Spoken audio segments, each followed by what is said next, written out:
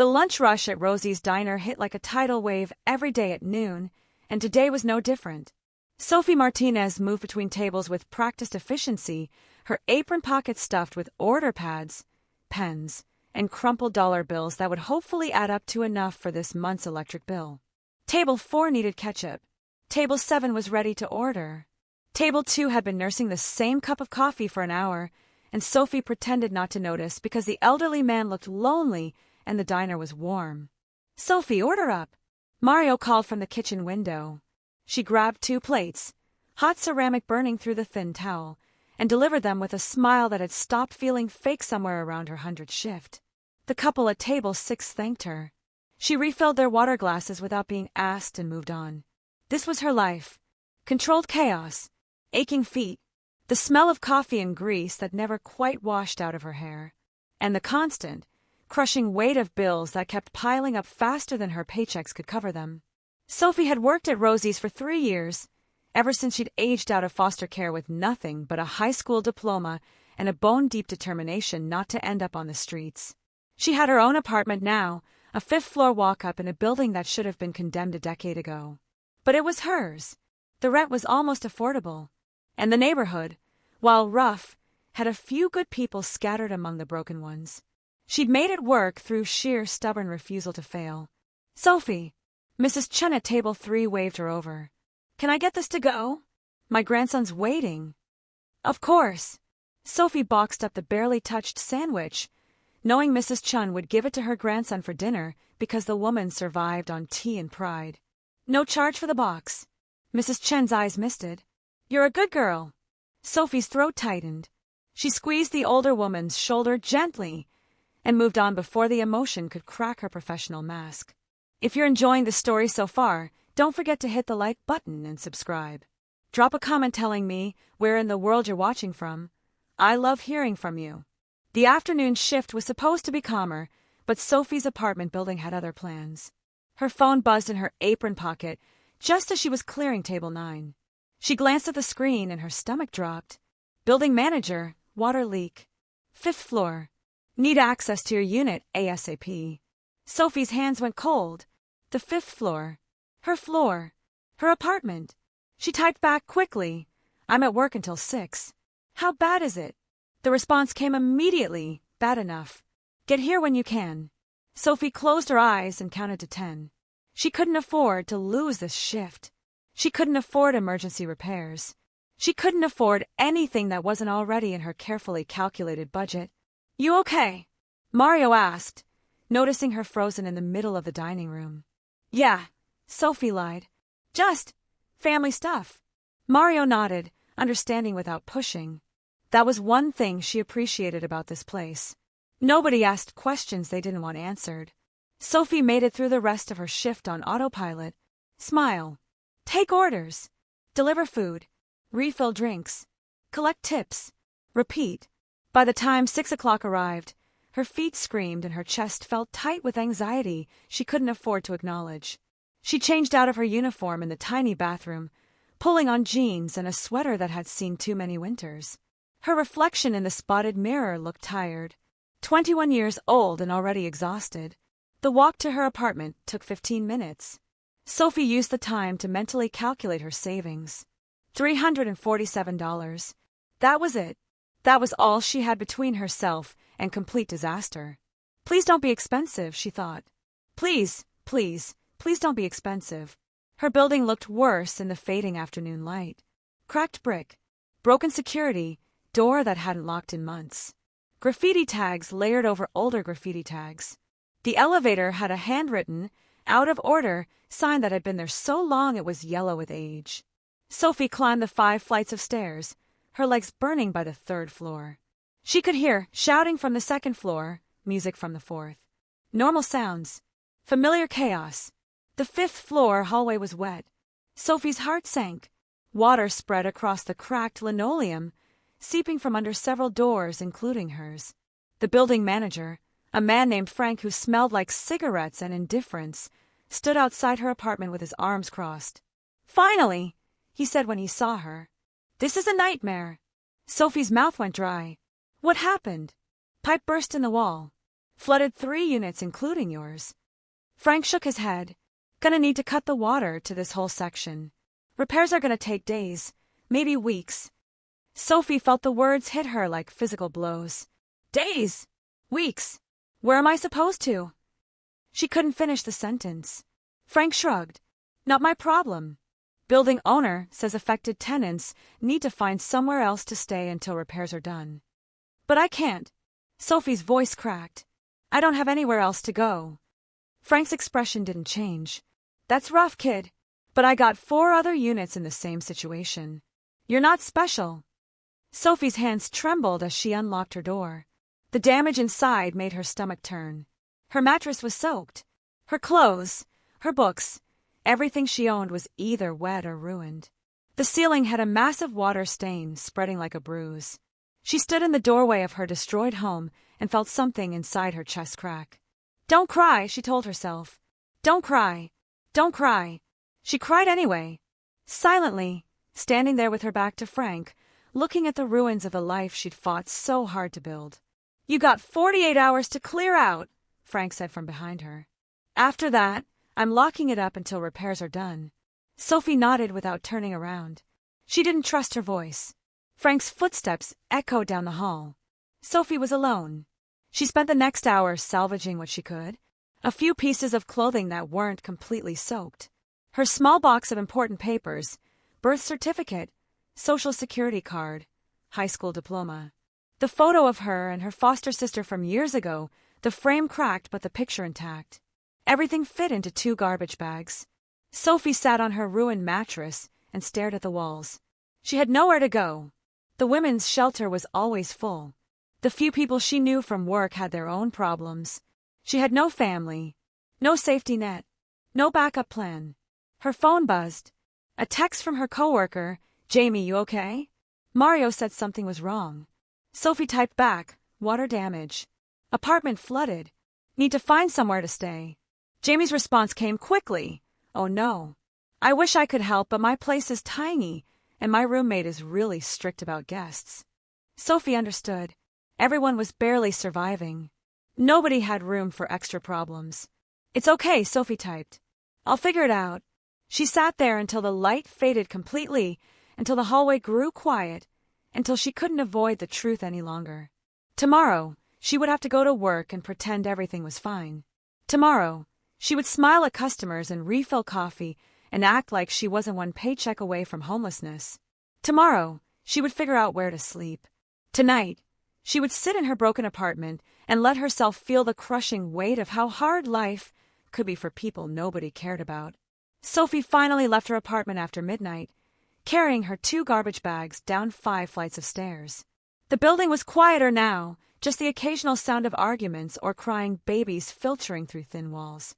She had made a decision. It wasn't a good decision, but it was the only one she had. She would stay on the streets tonight, maybe find a 24-hour diner to sit in, and figure out something more permanent tomorrow. She had $347. She could maybe afford a cheap motel for a few nights while she looked for emergency housing. The night air was cold against her face as she stepped outside. Sophie pulled her jacket tighter and started walking, heading toward the all-night diner on Jefferson Street. Her arms ached from carrying the bags. Her feet still hurt from her shift. But she kept walking because that's what she'd always done. Keep moving. Keep fighting. Keep surviving. The streets at this hour belonged to different people than during the day.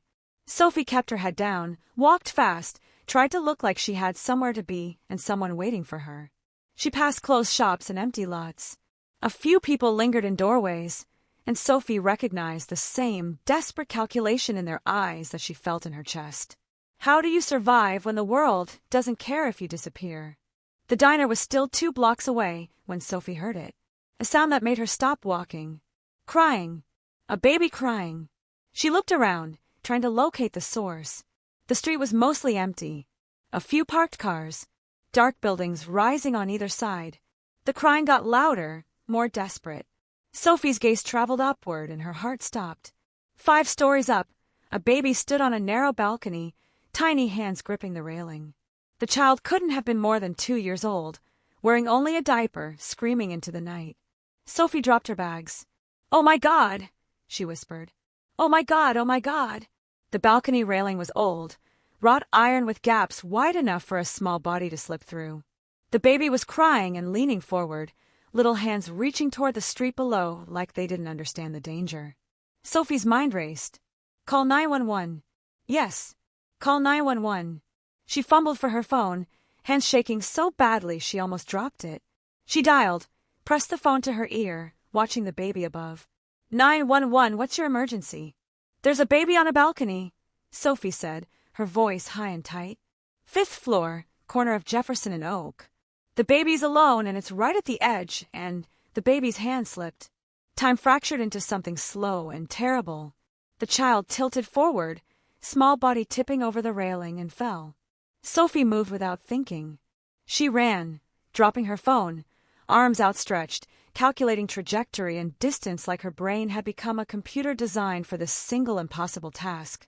The baby fell in awful silence, the crying cut off by shock or fear or the rush of air. Sophie positioned herself, legs bent, arms up, ignoring every instinct screaming at her to protect herself. The impact knocked her off her feet.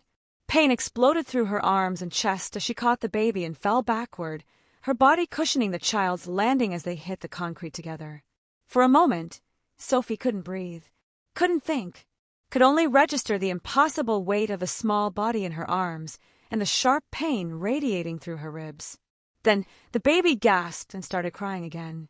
Loud, healthy, alive crying. Sophie held on, rolling to her side, checking the child frantically. Arms, legs, head, everything moving, nothing obviously broken.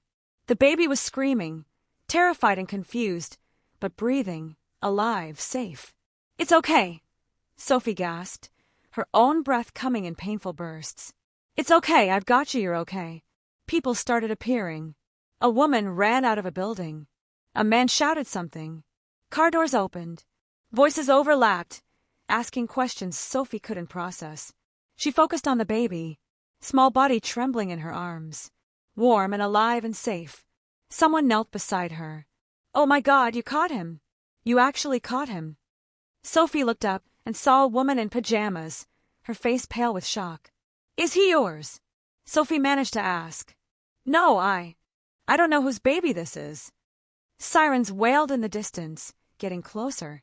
Sophie held the baby tighter, rocking slightly, whispering reassurances that were as much for herself as for the child. Her arms screamed in pain. Her ribs felt broken.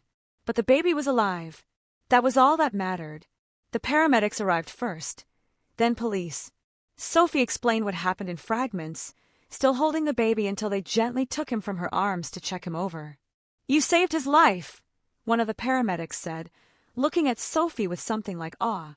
That was incredible. Sophie nodded numbly. She tried to stand and gasped as pain shot through her side. Whoa, easy. The paramedic steadied her. You're hurt. I'm fine, Sophie said automatically. You're not fine.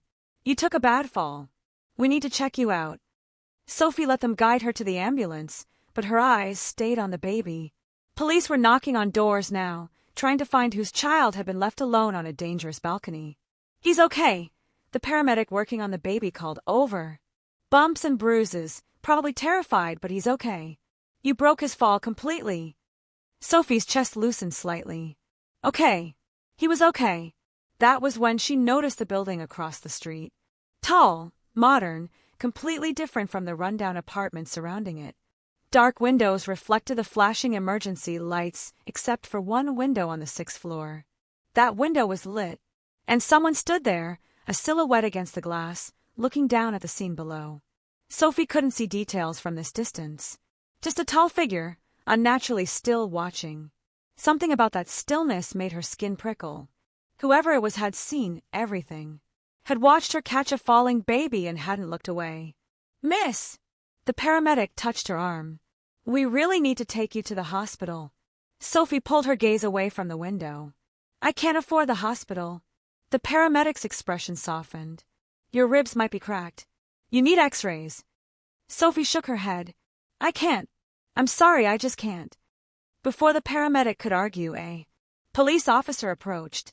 Ma'am, we need to ask you some questions. Sophie answered what she could. Her name, what she saw, what made her look up. She explained about the baby on the balcony, the fall, her instinct to catch him. "You're a hero," the officer said simply. Sophie didn't feel like a hero. She felt like someone whose entire life had collapsed in the span of 12 hours and who had somehow ended up in the right place to stop something terrible from happening.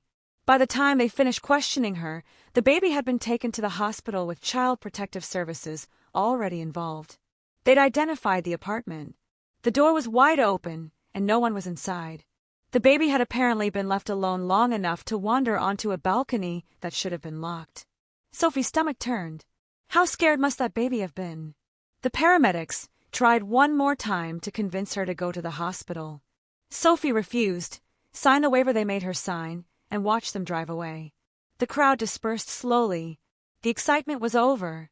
People returned to their lives. Sophie stood alone on the street corner with her 2 garbage bags and no idea what to do next. Her phone was shattered on the concrete where she dropped it.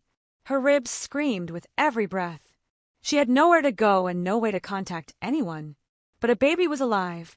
She picked up her bags with a wince and started walking again toward the diner. Each step hurt. Her vision swam slightly. She was probably going into shock, her body finally processing the trauma of the last few hours. She made it half a block before her legs gave out. Sophie sat down hard on the curb, head between her knees, trying to breathe through the pain and exhaustion and overwhelming sense of drowning in a life that kept pushing her under. That was when she heard footsteps approaching. Steady, purposeful footsteps. Sophie looked up and her breath caught. A man stood a few feet away, tall and broad-shouldered in an expensive dark coat. He had sharp features and eyes that seemed to miss nothing. His presence commanded attention in a way Sophie couldn't quite define. Not aggressive, just absolute. "You're hurt," he said. His voice was calm, almost gentle, but carried weight. Sophie tried to stand and failed. "I'm fine." "You're not." He stepped closer, studying her with an intensity that should have felt intrusive but instead felt assessing. "You need medical attention." "I can't afford it," Sophie said bluntly. She was too tired to pretend otherwise. The man was quiet for a moment. "I saw what you did." Sophie's gaze shot to his face. "From the window?" He nodded once. "I own the building across the street. I was working late when I heard the baby crying." Sophie processed this. "You saw everything?" "Yes." He paused. "That was the bravest thing I've ever seen." Sophie laughed, a sharp sound without humor. "It was the stupidest thing I've ever done. I could have been killed. But you weren't." His gaze traveled over her deliberately, checking for damage. "And that child is alive because you didn't hesitate." Sophie looked away, uncomfortable with his focus. "Anyone would have done it." "No," he said. "They wouldn't have." Silence stretched between them. Sophie became aware of how she must look. Disheveled, sitting on a curb at 2 a.m, surrounded by garbage bags containing her entire life. "I need to go," she said, trying again to stand. Pain shot through her ribs, and she gasped.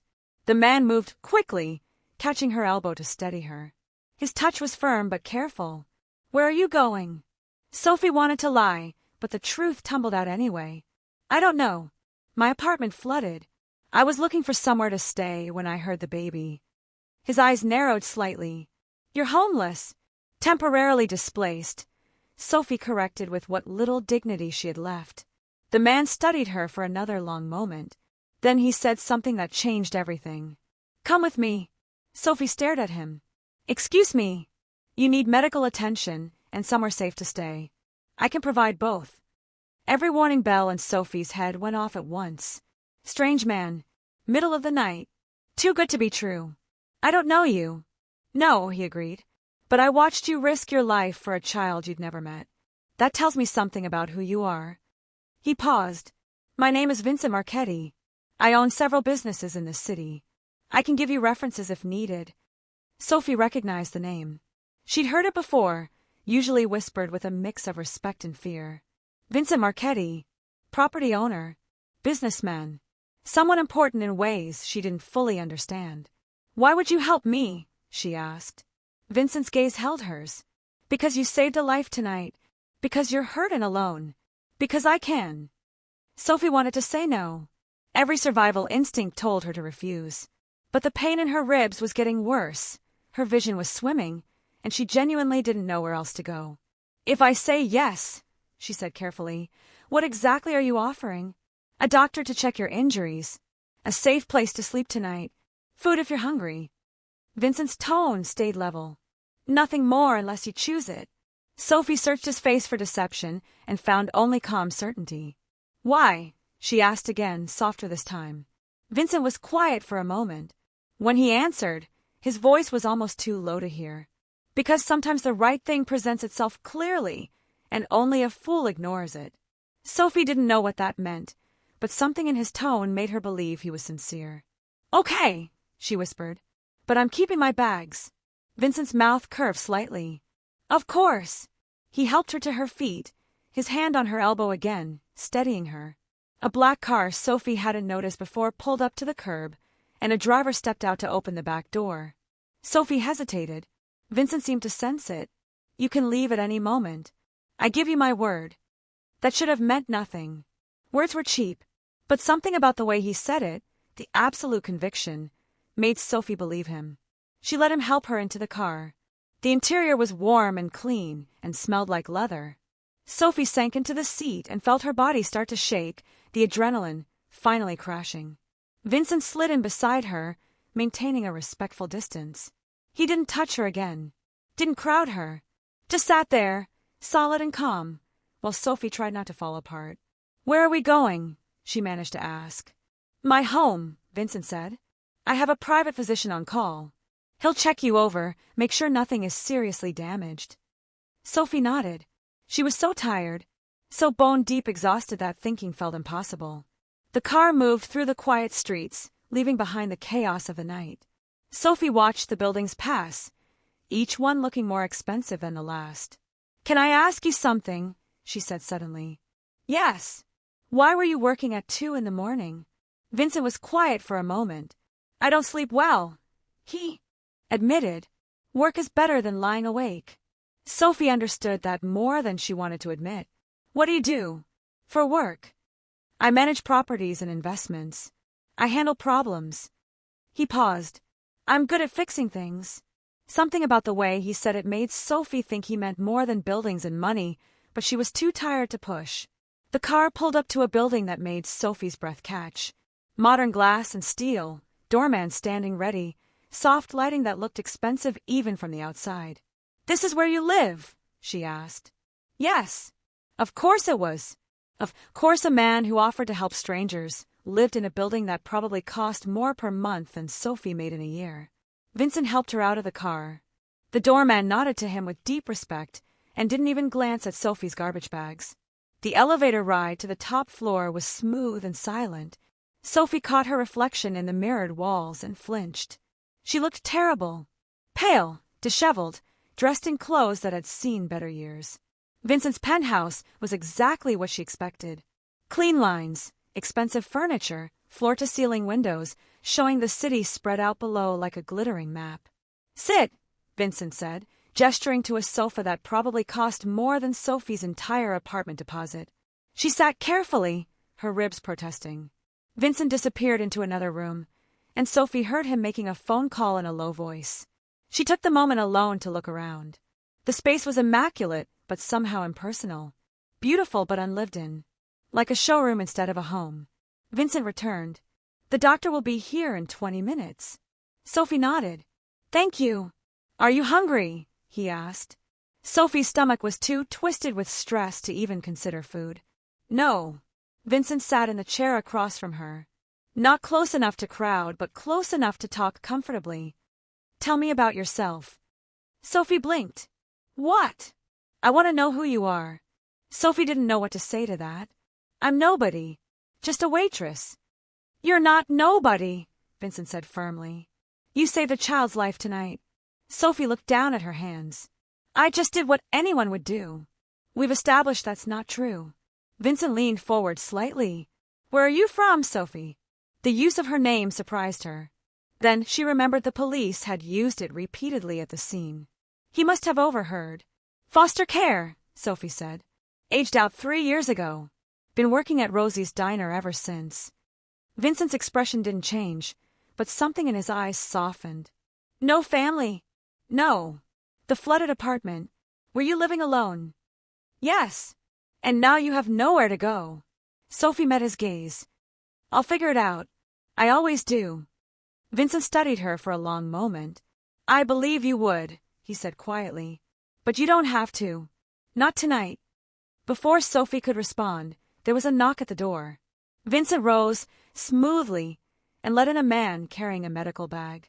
Dr. Morrison, Vincent said. This is Sophie. She was injured tonight and needs examination. Dr. Morrison was older, professional, and kind. He checked Sophie's ribs with gentle efficiency, asked about her pain level, examined the bruises already forming on her arms and chest. You're lucky, he finally said. Bruised ribs, not broken. Significant soft tissue damage. You'll be in pain for a while, but nothing that won't heal. He looked at her seriously. You need to rest. No heavy lifting, no strenuous activity. Sophie thought about her job, about carrying trays and being on her feet all day, and felt panic rise. How long? At least a week. 2 would be better. Sophie couldn't afford a week off work. She couldn't afford any time off work. Dr. Morrison must have seen the panic in her face because his expression gentled. Your body needs time to recover. If you push too hard too fast, you could cause permanent damage. He left her with pain medication and strict instructions to rest. Vincent walked him to the door, speaking in low tones Sophie couldn't hear. When he returned, his expression was thoughtful. You can't work, he said. I have to, Sophie replied. Not for at least a week. Sophie stood up, ignoring the pain. I don't have a choice. If I don't work, I don't eat. If I don't pay my bills. She trailed off, suddenly aware of how close she was to completely breaking down. Vincent watched her carefully. Stay here. Sophie stared at him. What? Stay here. Rest. Heal. Let me help you. I can't, Sophie said automatically. I don't. I can't accept that. Why not? Because I don't know you. Because this is too much. Because people don't just help for no reason. Vincent stood and walked to the window, looking out at the city. When he spoke, his voice was quiet but clear. 3 years ago, I lost someone. Someone important. I had the resources to help and I didn't act fast enough. He turned to face her. Tonight, I watched you risk everything without hesitation for a stranger's child. You didn't think about the cost or the danger. You just moved. Sophie's throat tightened. Let me help you, Vincent said. Not because you owe me anything. Not because I expect anything. But because I can, and because you deserve it. Sophie felt tears burning her eyes. I don't understand. Vincent's expression softened. You don't have to understand. You just have to say yes. Sophie stood there, swaying slightly, exhausted and in pain and so far past her ability to make rational decisions. She should say no. She should leave. She should protect herself. But she was so tired of protecting herself alone. Okay, she whispered. Just for tonight. Vincent nodded once. Just for tonight. He showed her to a guest room that was larger than her entire apartment had been. Clean sheets, soft lighting, a bathroom with towels that felt like clouds. There are clothes in the closet, Vincent said. They might not fit perfectly, but they're clean. The kitchen is stocked if you get hungry. And Sophie. She turned to look at him. You're safe here, he said. I promise you that. Sophie wanted to believe him. For tonight, she decided she would. Vincent left, closing the door quietly behind him. Sophie stood alone in the guest room and finally let herself feel the weight of everything that had happened. Her apartment was destroyed. Her possessions were ruined. She had no phone, no plan, no idea what came next. But she was alive. And somewhere in the city, a baby was alive too, because she'd been in the right place at the right moment. Sophie showered carefully, the hot water stinging her bruises. She found clothes in the closet as promised, soft pajamas that were too big but clean and comfortable.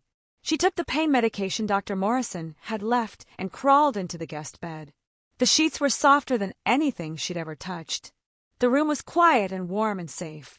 Sophie closed her eyes and, for the first time in months, fell asleep without worrying about what came next. In his own room, Vincent stood at the window and looked out at the city. He couldn't stop replaying what he'd seen. Sophie, small and determined, positioning herself under a falling child without a second's hesitation. He'd seen violence in his life. He'd seen cruelty and desperation, and the worst humanity had to offer. But he'd rarely seen pure courage like that. Selfless, immediate, real. Vincent had built his empire through careful control. He didn't act on impulse.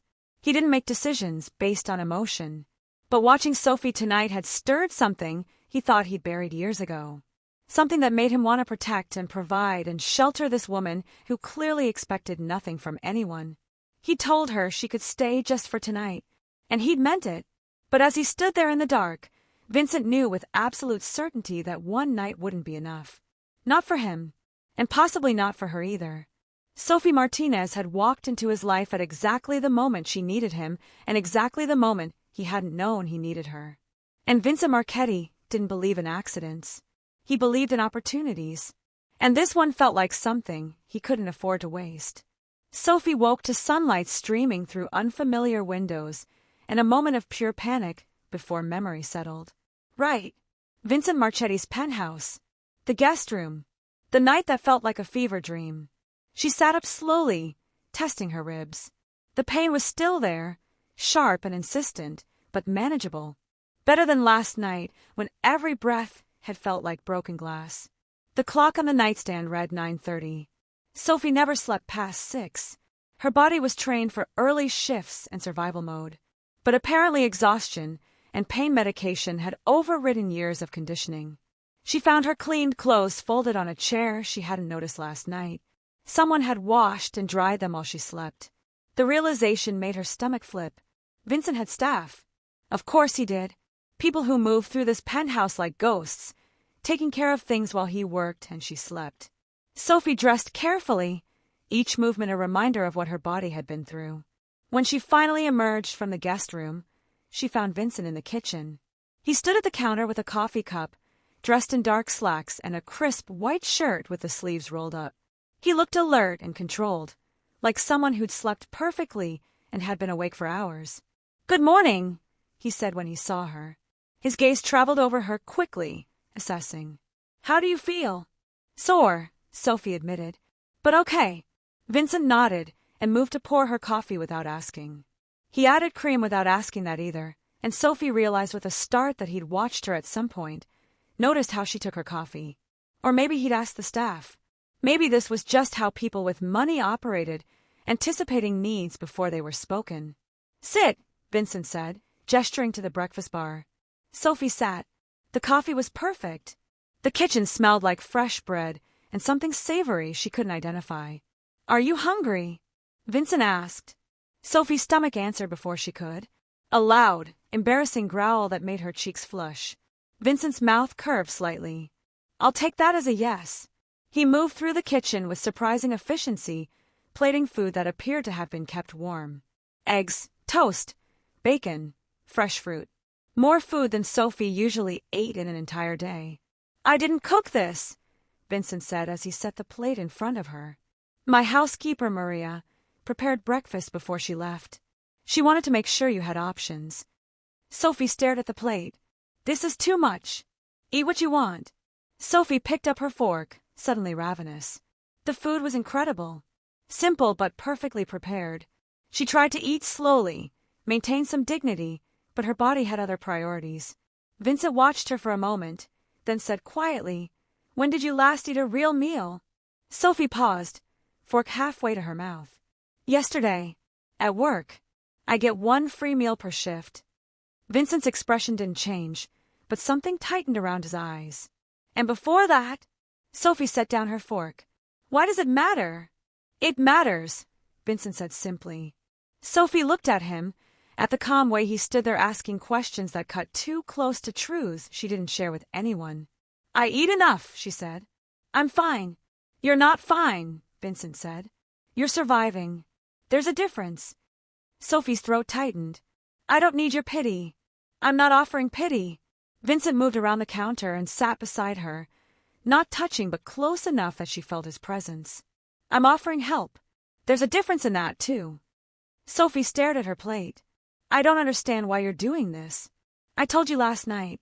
That's not enough, Sophie said. People don't just help. Not like this. What do you want from me? Vincent was quiet for a long moment. When he spoke, his voice was measured. I want you to finish breakfast. Then I want you to rest today while your body heals. Tomorrow, we can talk about what comes next. What comes next as I go back to my life, Sophie said. Your apartment is flooded. Your possessions are destroyed. You have no phone. Vincent's tone stayed gentle but factual. What life are you going back to? The words hit Sophie like a slap because they were true. She had nothing. Less than nothing. She was starting from below zero. I'll figure it out, she said, her voice smaller than she intended. Vincent reached out slowly, giving her time to pull away. When she didn't, he covered her hand with his. His palm was warm and rough with calluses she wouldn't have expected from a businessman. Let me help you figure it out, he said. Sophie looked at their hands. His completely dwarfed hers. Why? Because you saved a child's life without thinking about the cost. Because you're hurt and alone. Because I have resources you need. Vincent paused. And because something about you makes me want to do this. Sophie's heart started beating faster. That last part scares me. It should, Vincent agreed. But not in the way you think. Sophie pulled her hand back gently. What does that mean? Vincent stood and moved to the window, putting space between them. I'm not a simple man, Sophie. My life is complicated. The business I'm in requires control and distance. He turned to face her. But watching you last night reminded me that some things matter more than control. Sophie tried to process his words. What business are you in, exactly? Vincent's expression shifted subtly. I own properties. I manage investments. I handle problems for people who need discretion. That wasn't really an answer. Sophie sensed it wasn't the full truth either, but she was too overwhelmed to push. I need to call my work, she said instead. Tell them I can't come in. Your phone was destroyed. Then I need to go there. Talk to my manager. Sophie started to stand and winced as pain shot through her ribs. Vincent was beside her immediately, steadying her. You're not going anywhere today. I have to. If I don't call, they'll think I'm not coming back. I'll lose my job. What's the restaurant's name? Rosie's Diner. But I need to go in person. Mario, my boss, he's old school. He doesn't like. I'll handle it, Vincent interrupted. Sophie stared at him. You can't just handle my job. I can make a phone call, Vincent said calmly. I can explain that you were injured saving a child and need time to recover. I can make sure your position is held. Sophie wanted to argue, but the pain in her ribs made breathing difficult. Why would he listen to you? Vincent's mouth curved slightly. Because I'll ask correctly. There was something in his tone that suggested his version of asking involved authority Sophie didn't fully understand. But she was too tired and hurt to fight. Okay, she said quietly. Thank you. Vincent nodded and pulled out his phone. He stepped away, speaking in low tones Sophie couldn't hear clearly. She watched him, studying the way he moved, the way he commanded space even when alone. He returned a few minutes later. It's handled. Mario was concerned about you. He said to take all the time you need and your position will be waiting. Sophie's eyes burned. Just like that. Just like that. Sophie didn't ask what Vincent had said or offered. She wasn't sure she wanted to know. The rest of the morning passed in a strange, suspended calm. Vincent worked in his home office. Sophie rested on the sofa, flipping through a book she'd found on the shelf but not really reading. Her body hurt. Her mind spun. And underneath everything was the constant awareness that she was in a stranger's home, dependent on his generosity, with no clear path forward. Around noon, Maria returned. She was a woman in her 50s with kind eyes and efficient movements. She brought lunch without being asked, checked on Sophie like it was the most natural thing in the world, and disappeared again with barely a sound. Sophie felt increasingly untethered from reality. This wasn't how life worked for people like her. Good things didn't just happen. Help didn't arrive without strings. But Vincent hadn't asked for anything, hadn't made her uncomfortable, hadn't crossed a single line. That somehow made it more confusing. In the afternoon, Vincent emerged from his office and found Sophie standing at the floor-to-ceiling windows, staring out at the city. What are you thinking? He asked. Sophie didn't turn around. That I don't belong here. Vincent moved to stand beside her. Close but not touching. Why not? Because look at this place. Look at your life. Sophie gestured at the pristine space around them. I'm a waitress who just lost everything. We exist in completely different worlds. Different circumstances, Vincent corrected. Not different worlds. Sophie finally looked at him. You really believe that? I do. Why?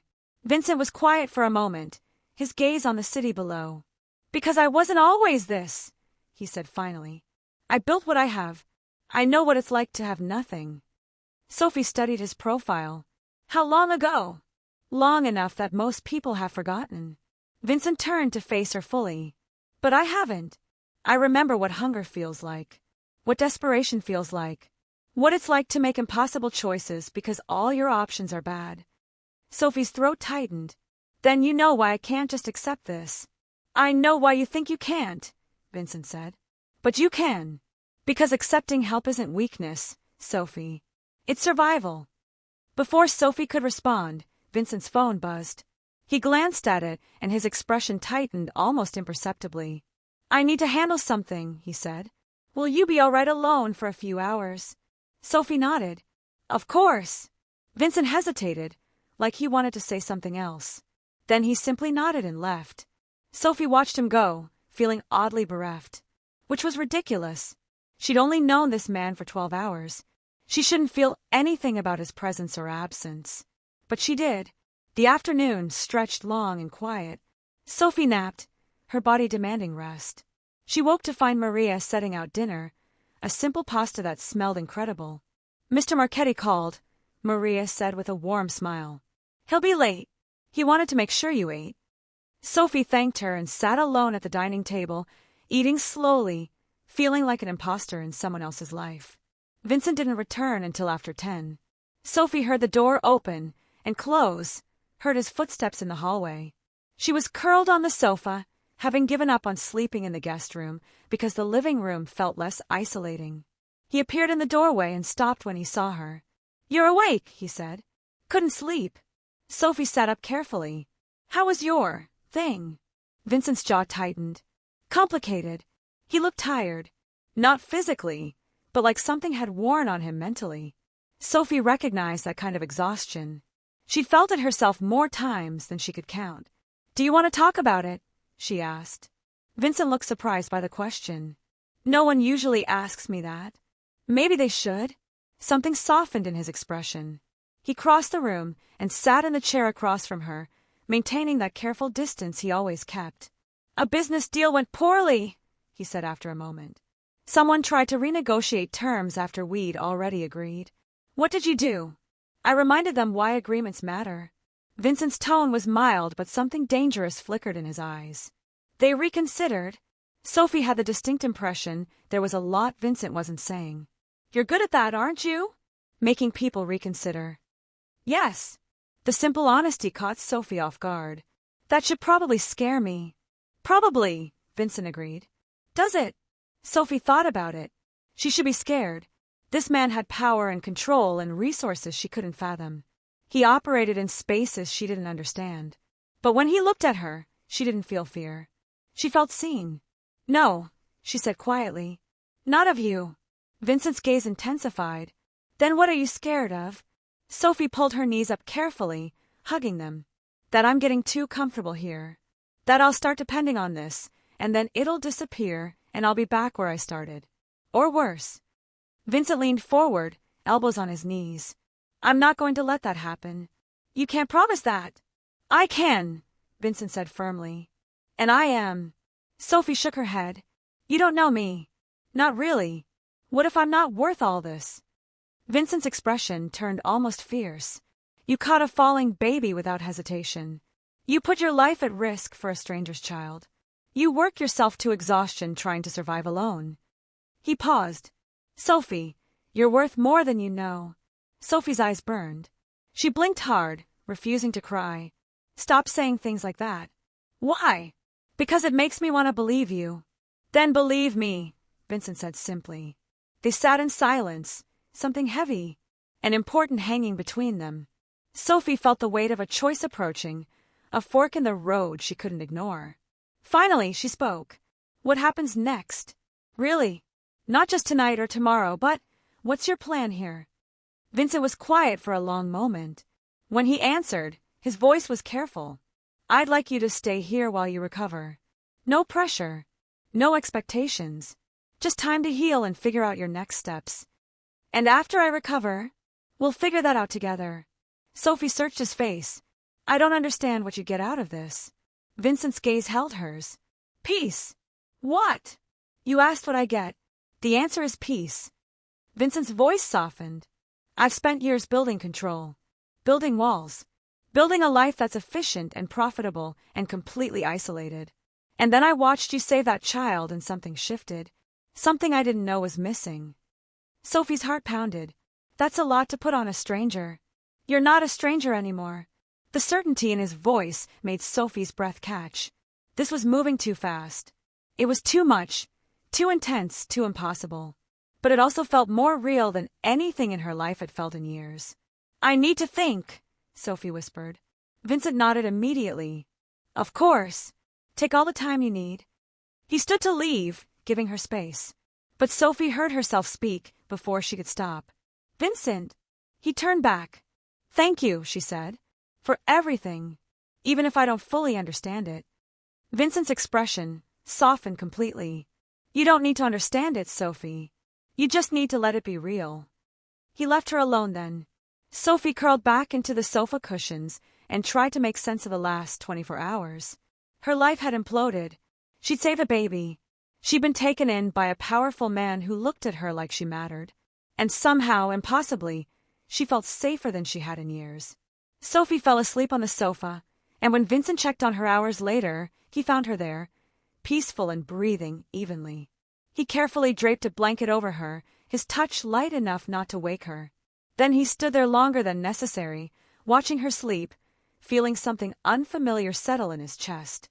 Protectiveness, purpose, possibility. Vincent Marchetti had built an empire on control and calculated decisions.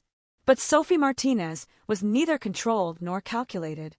She was real and raw and impossibly brave. And he was rapidly realizing that letting her walk away might be the one thing he couldn't bring himself to do. The next morning, Sophie woke in the guest bed with no memory of getting there. Someone had carried her. Vincent, obviously. The thought should have bothered her, but instead, she felt a strange warmth. She found him in the kitchen again, this time with newspapers spread across the counter and coffee already made. Good morning, he said, looking up. How are your ribs? Better, Sophie admitted. The pain had dulled to a constant ache instead of sharp agony. Good. Vincent poured her coffee without asking, cream already measured perfectly. Maria left breakfast warming in the oven. This was becoming routine. Frighteningly comfortable routine. Sophie sat at the breakfast bar. We need to talk. Vincent's expression grew serious. All right. I can't stay here indefinitely, Sophie said. I appreciate everything you've done, but I need a plan. I need to figure out my apartment situation, get a new phone, contact my landlord about the repairs. Already handled, Vincent interrupted. Sophie blinked. What? I had my property manager contact your building owner yesterday. The repairs will take 4 to 6 weeks minimum. The building is offering no rent compensation. Vincent's tone was factual, but she caught anger underneath. Your landlord is, frankly, negligent. Sophie's stomach sank. 6 weeks. At minimum. I can't afford a hotel for 6 weeks. I can't afford anything for 6 weeks. Panic started rising in Sophie's chest. I need to find somewhere else. Maybe there's emergency housing or... Stay here, Vincent said calmly. I can't. Why not? If you're hooked on this story, make sure to subscribe and turn on notifications so you never miss an upload. Your support means everything and helps me bring you more emotional stories like this one. Sophie stood up, pacing despite the pain. Because it's insane. Because I don't know you. Because this is your home and your space, and I can't just move in like some charity case. Vincent watched her pace, his expression unreadable. You're not a charity case. Then what am I? Sophie stopped, facing him. What is this, Vincent? Because it feels like more than just helping someone in need. Vincent was quiet for a long moment. Then he stood and walked toward her slowly, deliberately. He stopped just short of touching her. "You're right," he said quietly. "It is more than that." Sophie's breath caught. "What does that mean?" Vincent's gaze held hers, intense and unwavering. "It means I can't stop thinking about you. It means I watched you risk everything, and I recognized something I thought I'd lost. It means having you here feels right in a way I can't fully explain." Sophie's heart hammered. "That's crazy. We just met." "I know. You don't know me. I'm learning. This doesn't make sense." "I know that too," Vincent said. "But it doesn't change what I feel." Sophie stared at him, at the calm certainty in his face, at the intensity in his eyes. Every logical part of her brain screamed that this was too fast, too much, too dangerous. But the part of her that had been alone for so long, fighting for so long, surviving but never truly living, that part wanted to believe. "What if it doesn't work?" she whispered. "What if I stay and everything falls apart?" Vincent's hand came up slowly, giving her time to pull away. When she didn't, he cupped her cheek gently. "Then we'll deal with it. Together." Sophie closed her eyes, leaning into his touch before she could stop herself. His palm was warm and steady and solid. "I'm scared," she admitted. "I know. I don't trust easily." "I'm not asking for your trust immediately," Vincent said. "I'm asking for your time." Sophie opened her eyes and found him watching her with something that looked like tenderness. "Why me?" Vincent's thumb brushed her cheekbone. "Because you're real, Sophie. Because you don't want anything from me except honesty. Because when you look at me, you see a man, not an asset or a threat or a means to an end." Sophie's throat tightened. "I don't know how to do this." "Do what?" "Accept help.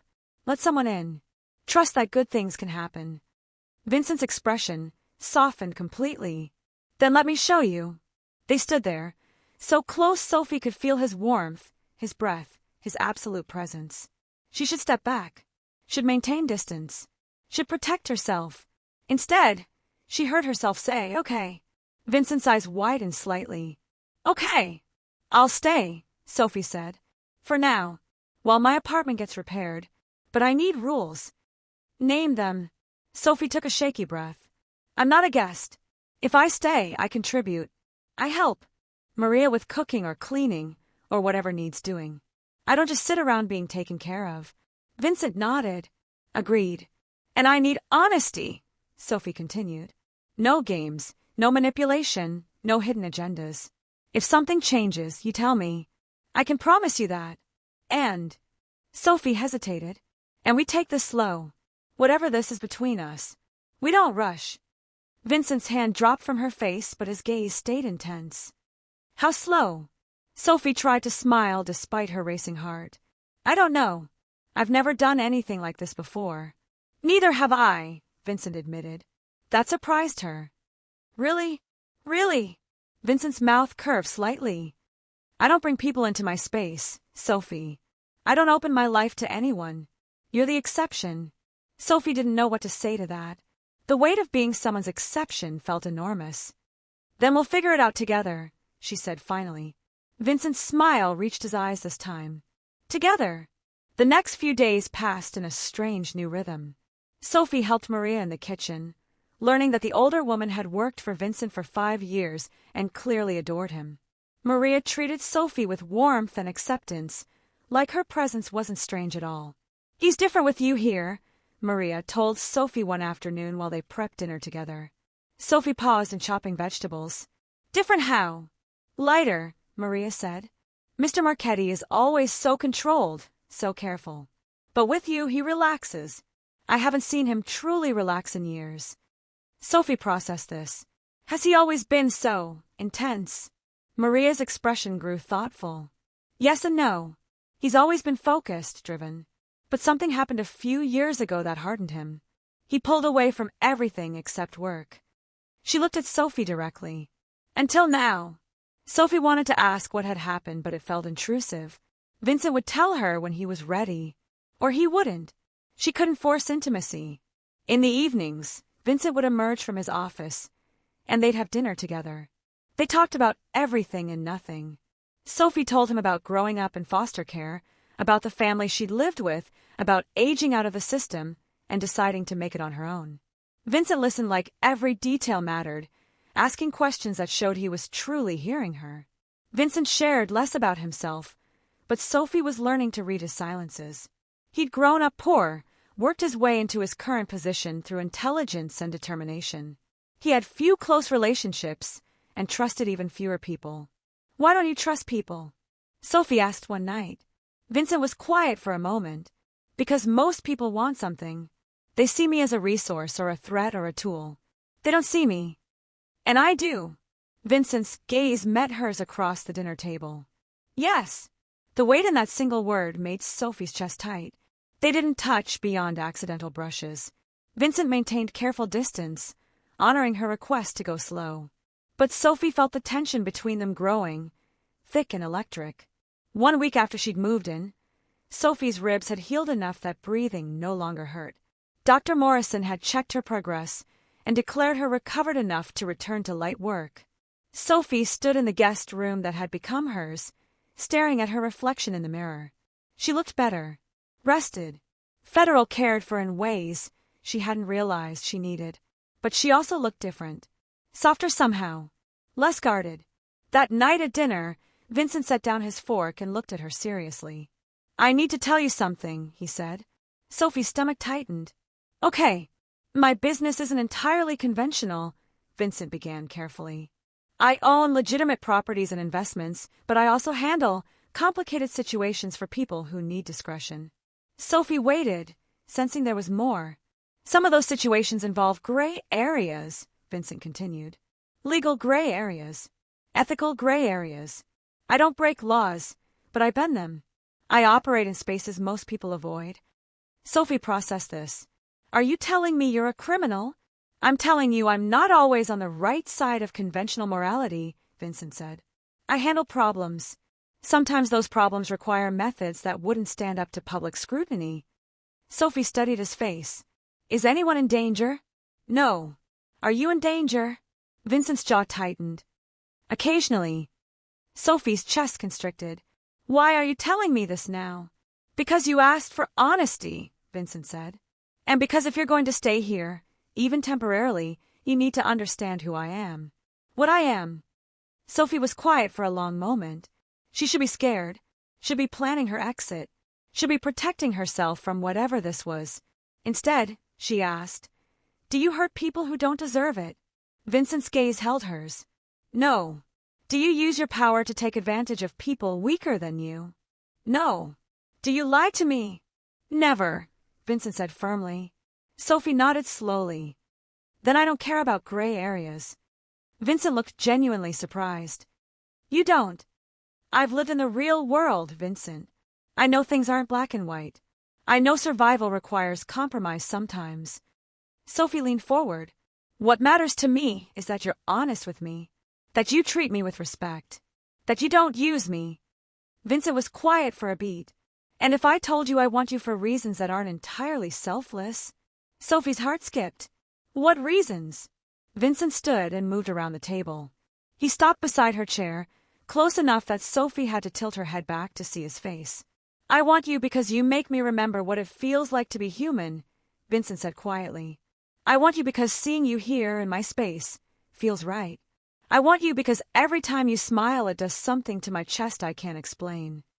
Sophie stood up slowly, her body inches from his. "That's terrifying." "Yes. We barely know each other." "I know. This could be a huge mistake." Vincent's hand came up to cup her face. "Or it could be the best decision either of us makes." Sophie's breath caught. She could feel the heat of him, the solid strength, the barely restrained intensity. "Vincent," she whispered. "Tell me to stop," he said. "Tell me you want distance, and I'll give it to you." Sophie's hands came up to rest on his chest. She could feel his heartbeat, fast and strong. "What if I don't want distance?" Vincent's eyes darkened. "Then I'm going to kiss you." "Okay," Sophie breathed. Vincent's mouth came down on hers, slow and deliberate and absolutely controlled. His lips were firm and warm, his kiss deep but not demanding. He tasted like coffee and something darker, something that made Sophie's knees weak. She pressed closer, her hands fisting in his shirt. Vincent's arm wrapped around her waist, pulling her against him, careful of her healing ribs, but still close enough that she felt surrounded by him. The kiss deepened. Sophie made a small sound in Vincent's. Control slipped just slightly.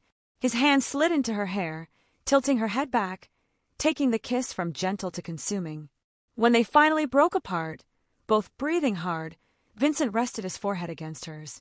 That was... Sophie couldn't finish the sentence. Yes, Vincent agreed. Sophie laughed breathlessly. We were supposed to go slow. We are going slow, Vincent said.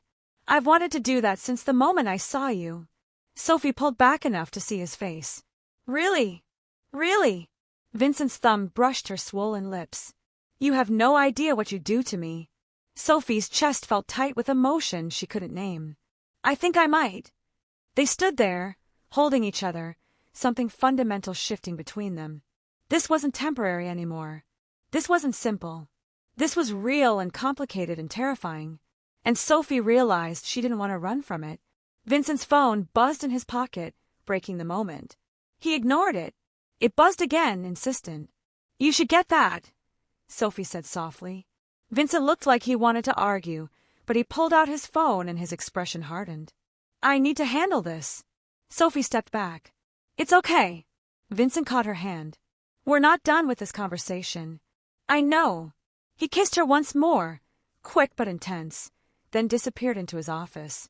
Sophie touched her lips, feeling them tingle, her entire body humming with awareness. She just kissed Vincent Marchetti. She just admitted she wanted him. She just committed to something that scared and excited her in equal measure.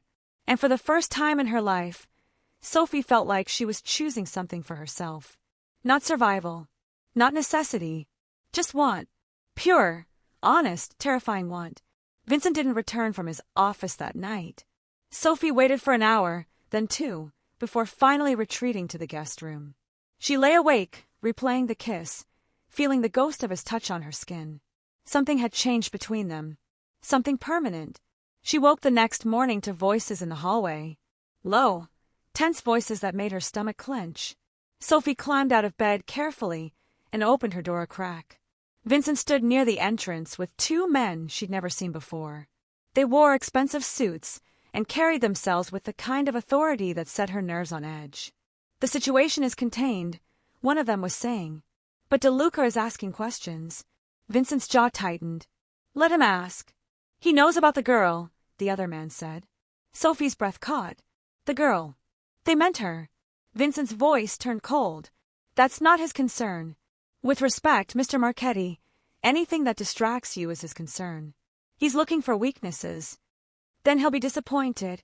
Vincent's tone was final. Sophie stays. That's not negotiable. The first man shifted uncomfortably. We're just advising caution.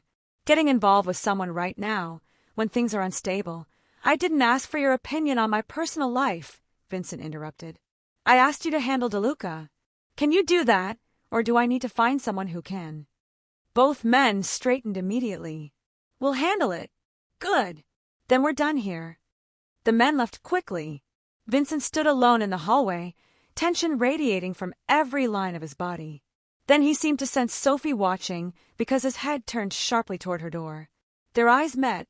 Sophie stepped out fully, not bothering to pretend she hadn't heard. How much of that did you catch? Vincent asked. Enough. Sophie crossed her arms. Who's DeLuca?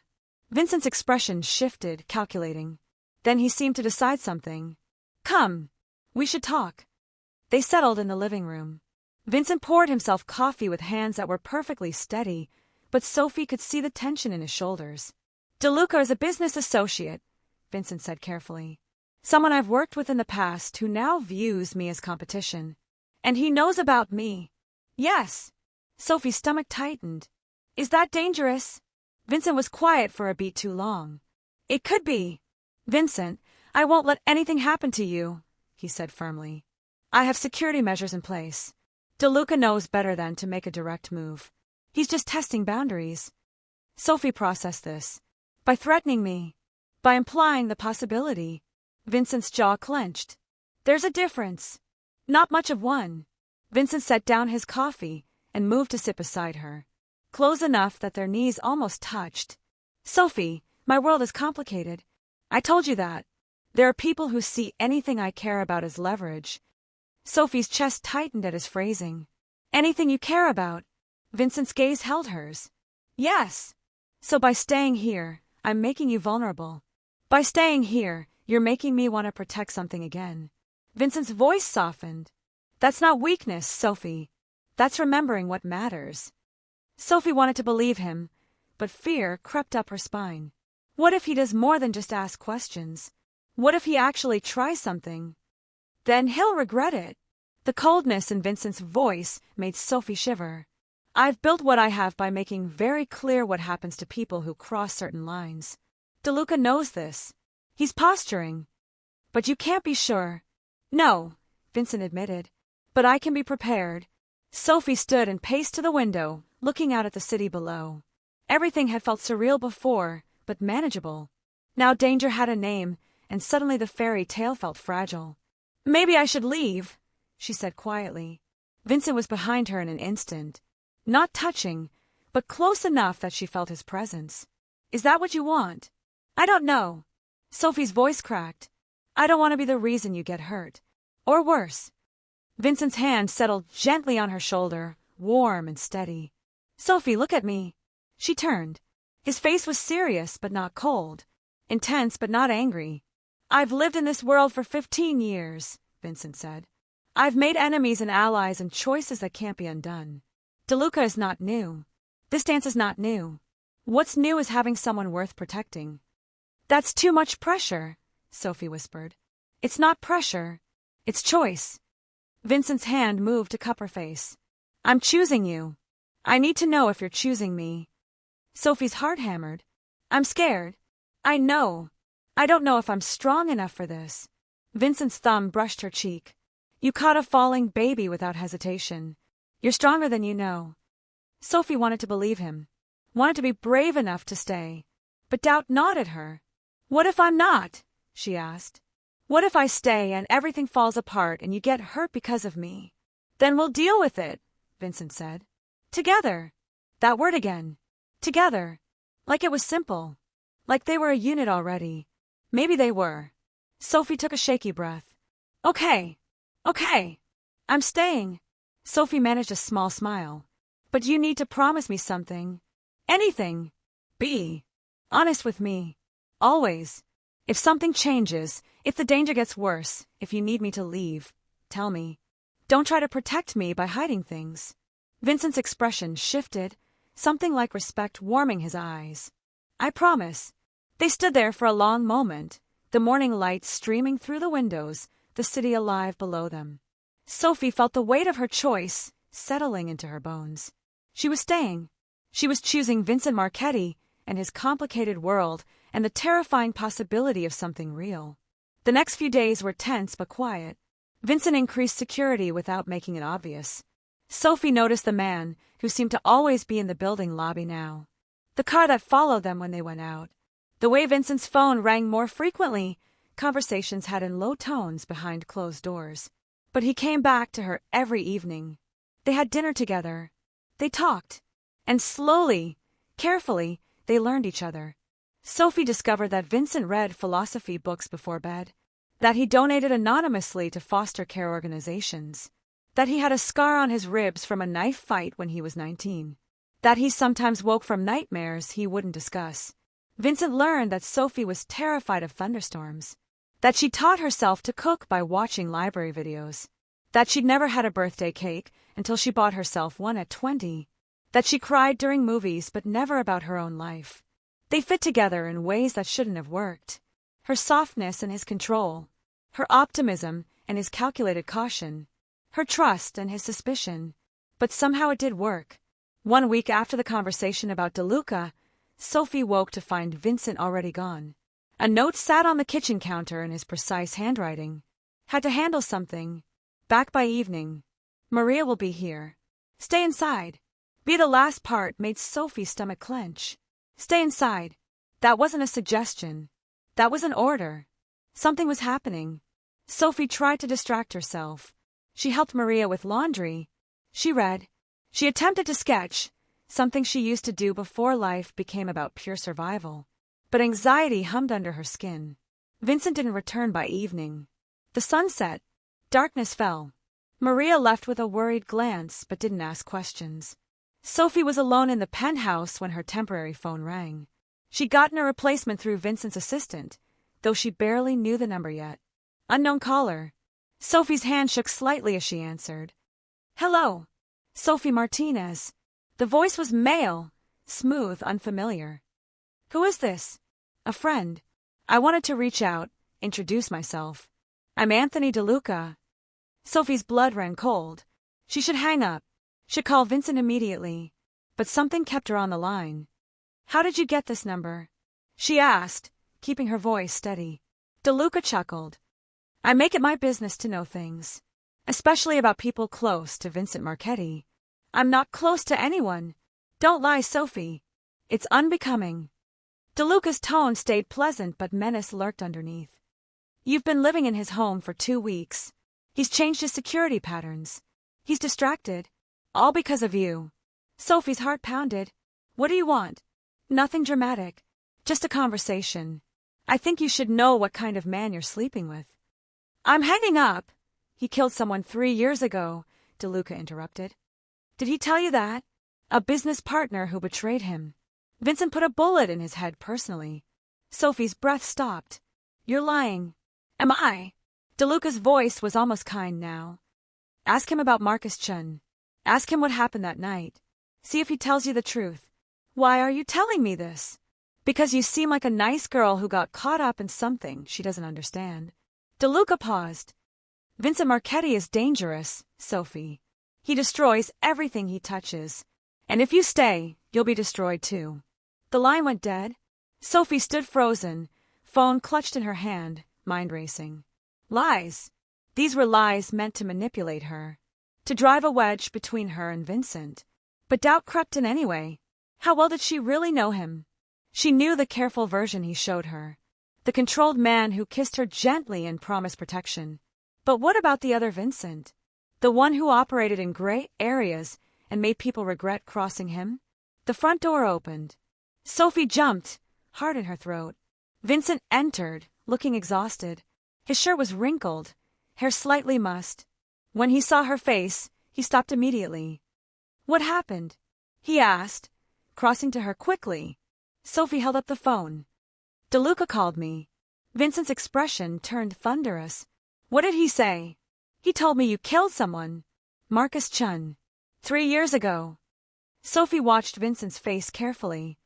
He said you shot him personally. Vincent went very still. Not defensive. Not angry. Just completely, utterly still. Is it true? Sophie asked, her voice barely above a whisper.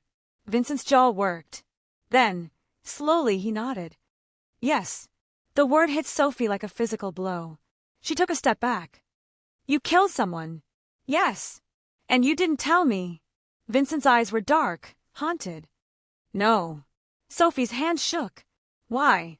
Because I didn't want you to look at me the way you're looking at me right now. Vincent's voice was raw. Like I'm a monster. Tell me what happened, Sophie demanded. All of it. No more gray areas. No more careful truths. Tell me everything. Vincent exhaled slowly. Then he moved to the couch and sat, shoulders heavy. After a moment, Sophie sat too, but kept distance between them. Marcus Chun was my partner, Vincent began. We built this business together. Started with nothing and turned it into something significant. He stared at his hands. He was like a brother to me. Sophie waited, her chest tight. 3 years ago, I found out he was stealing. Skimming money, undermining deals, planning to sell me out to a rival organization. Vincent's voice stayed level, but Sophie heard the pain underneath. He was going to destroy everything we built and get me killed in the process. So you killed him first, Sophie said. I confronted him, gave him a chance to explain, to make it right. Vincent's hands clenched into fists. He laughed, said I was too soft, too trusting, said he'd been planning it for years. Sophie's throat tightened. He pulled a gun, Vincent continued. I was faster. I shot him before he could shoot me. Vincent finally looked at Sophie. It was self-defense in the strictest sense. But I made sure he knew why he was dying. I made sure he understood what betrayal cost. Did you report it to police? Sophie already knew the answer. No. We handled it internally. His body was never found. Vincent's gaze didn't waver. That's the world I live in, Sophie. Actions have consequences, and those consequences don't always go through proper channels. Sophie processed this, her mind spinning. You could have told me. I should have, Vincent agreed. But I was afraid. Afraid you'd see me as just another violent criminal. Afraid you'd leave. So you let me find out from someone trying to manipulate me instead. Vincent flinched. That was worse. I know. Sophie stood and paced, needing movement. I don't know what to do with this. What do you want to do? Vincent asked quietly. Sophie stopped and looked at him. Really looked at him. She saw the exhaustion, the regret, the fear hiding under his control.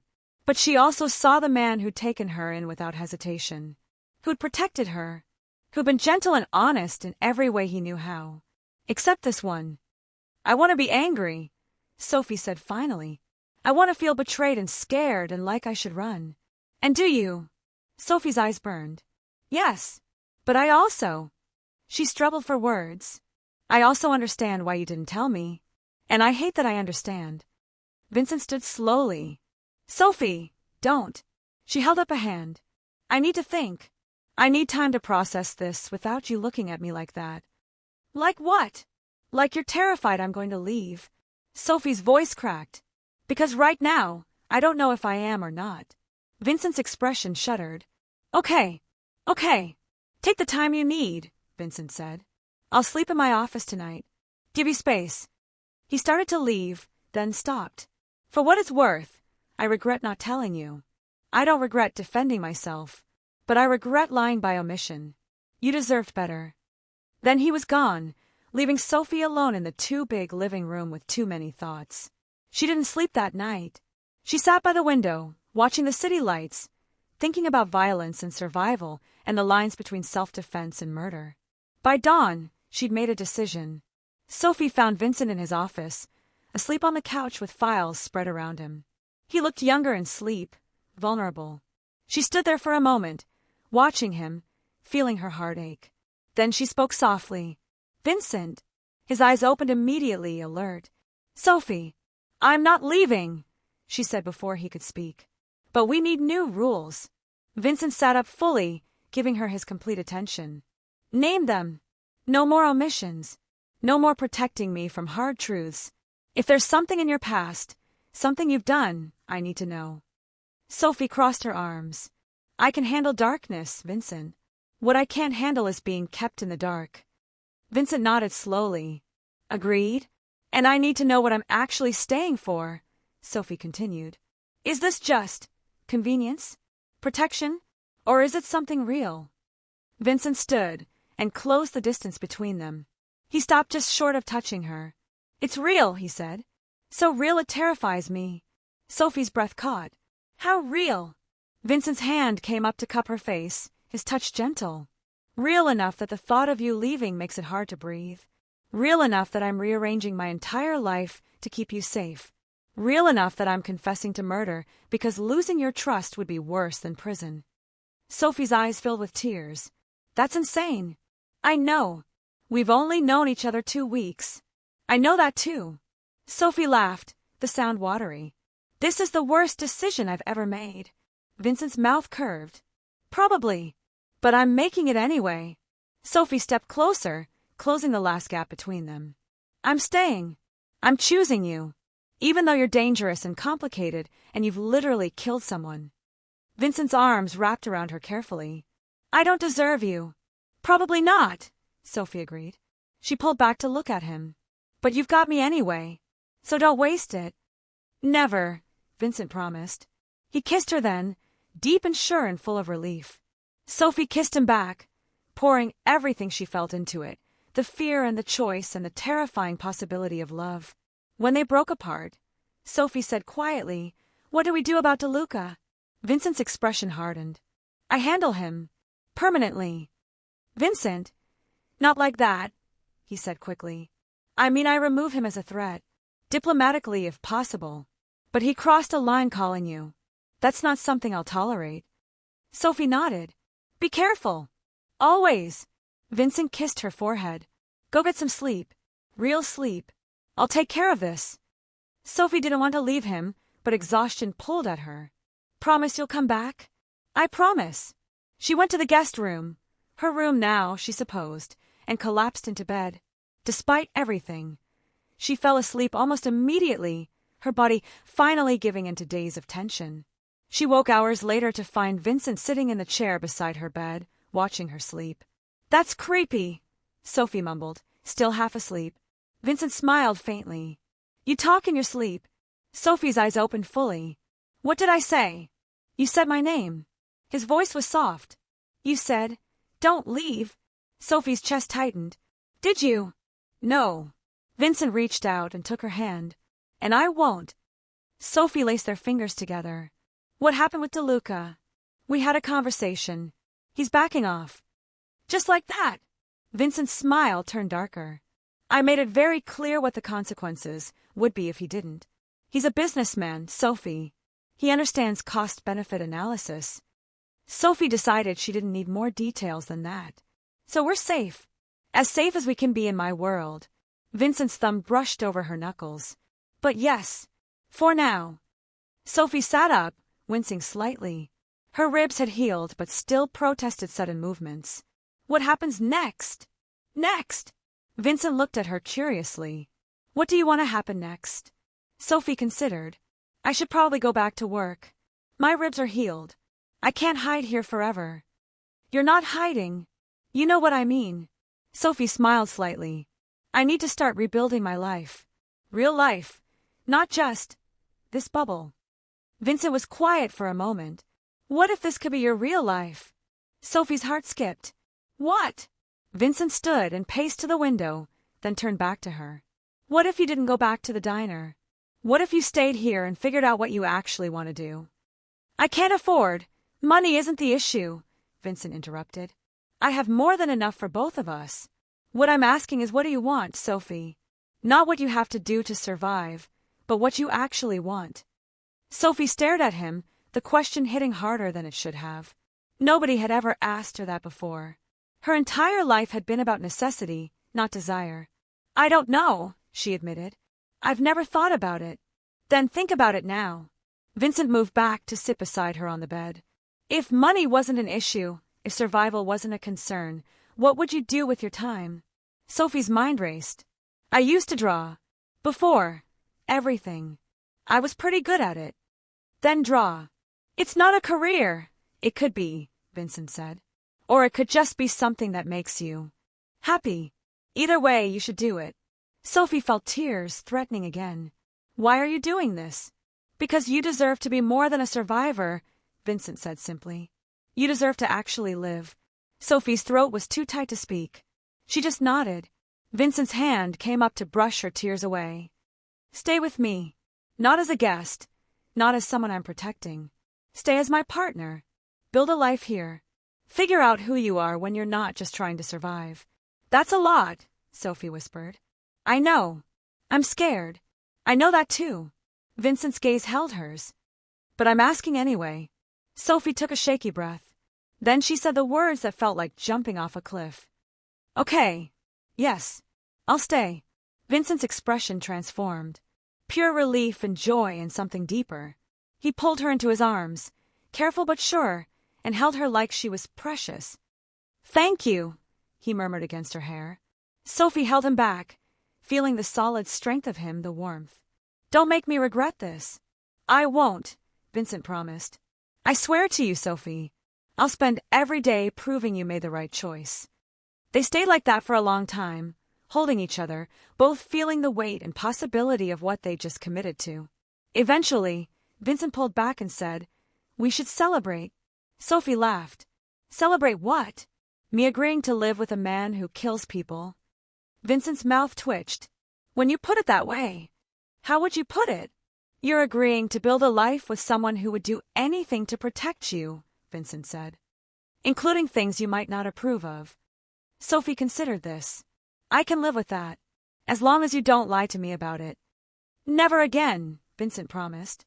The next few weeks passed in a blur of adjustment and discovery. Sophie's apartment repairs were completed, but she never went back.